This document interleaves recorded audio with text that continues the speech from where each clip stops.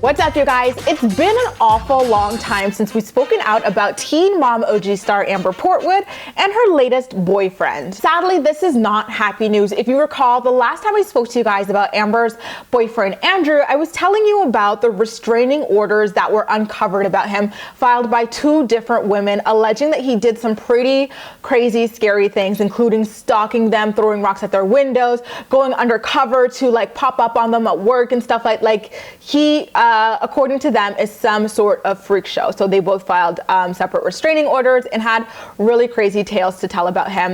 You can see those on my channel. It'll probably pop up in the recommended section. And he started, when that got leaked to the press, he started going on like a tour, an apology tour to Amber through the press, selling stories instead of just directly speaking with her. He was like, oh, Amber didn't know about it. I should have told her. I was just scared to tell her.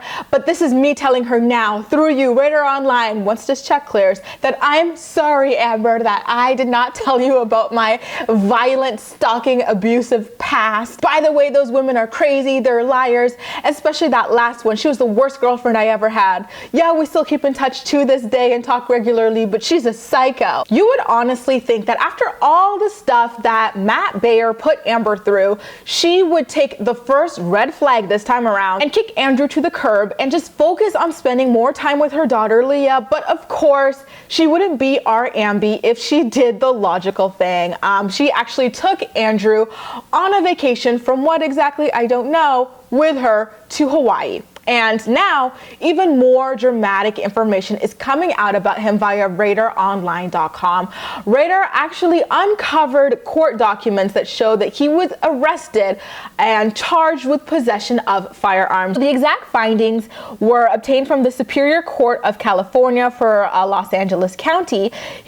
They say that he was charged with 2 counts of unlawfully owning, possessing, purchasing, receiving, and having custody and control of a firearm, to wit, handgun, in July of 2010.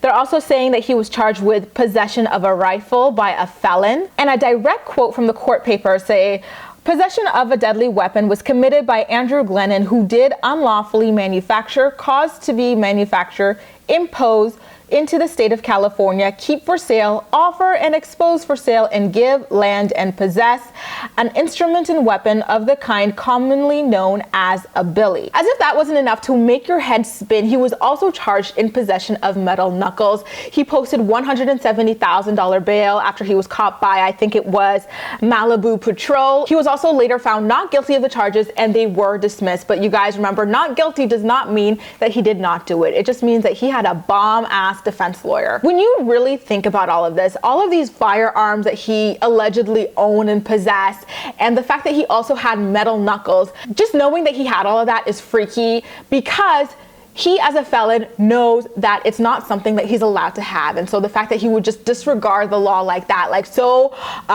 blatantly, that he didn't even have like just one firearm or just one secret set of metal knuckles, like he had all of these things, just goes to show that there's something off with him, and he absolutely disregards authority. He does not think the rules apply to him. Remember, he claimed that the women who came forward with their stories of alleged abuse at his hands are all whack jobs who cannot be believed. He would never do that. He's got sisters. That's the classic bullshit excuse they use.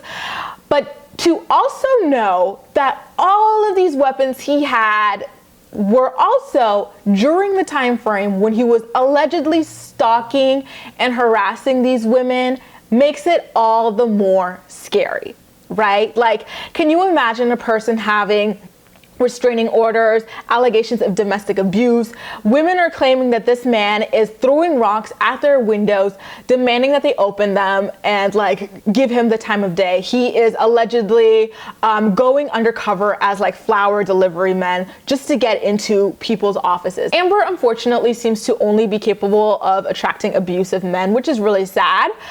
But I feel like on the other side, she is a lot luckier than most women in that she's got like the whole world able to investigate for her and show her the red flags and people's records so that she can get away before things get in too deep. But unfortunately for her, she's too stubborn, proud, and too much of a real woman to really admit to needing help. I literally have no clue why she would still be with a guy who, first of all, has past charges of domestic violence, stalking, harassment, happened and that he did not think were important enough to tell her about. Like the way she got betrayed by Matt, you would think she wisened up by now, but unfortunately she hasn't, and she yet again will find herself in the exact same situation she found herself with Matt. This Andrew guy does not look like good news whatsoever, and I'm sure that his mask is going to fall off at least a couple of times when we see him on the upcoming season of Teen Mom OG as well. You guys, this is a hot ass mess, and I'm really curious to hear what you have to say about all of this and whether or not you're surprised that Amber